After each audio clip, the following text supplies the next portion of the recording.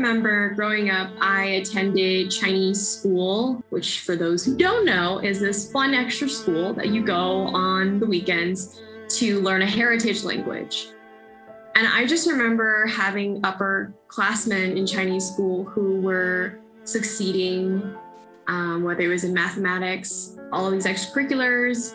They would get into cool high schools, like Ivy Leagues. Parents of the Chinese school would like praise this person. I had no idea what this accomplishment meant. But what I did feel immediately was I somehow had to compare and be as good as these people.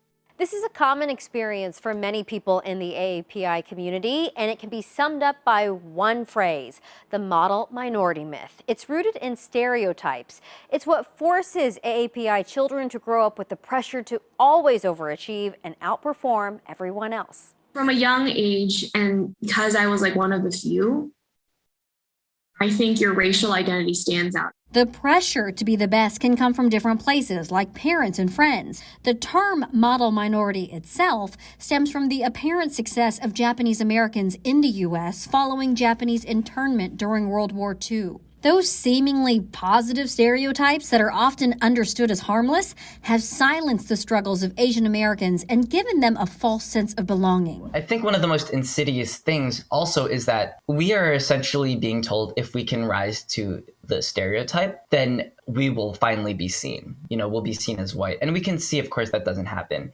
Under societal pressures to rise above challenges, mental health is something that's often ignored in the API community. Asian Americans and Pacific Islanders say they often feel discouraged to seek help because of the shame that's often associated with it within the community. When I first started therapy, it was a huge struggle to get myself to go to acknowledge that I needed the help. The expectation of perfection among Asian Americans fails to recognize another community of Asian Americans, those who are not neurotypical.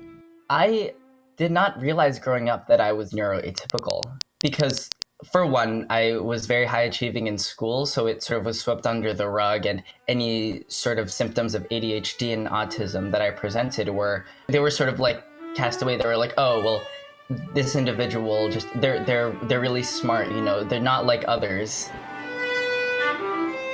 Today, as anti-Asian hate crimes are on the rise, the reality is setting in that there is no model minority and there is no protection from discrimination.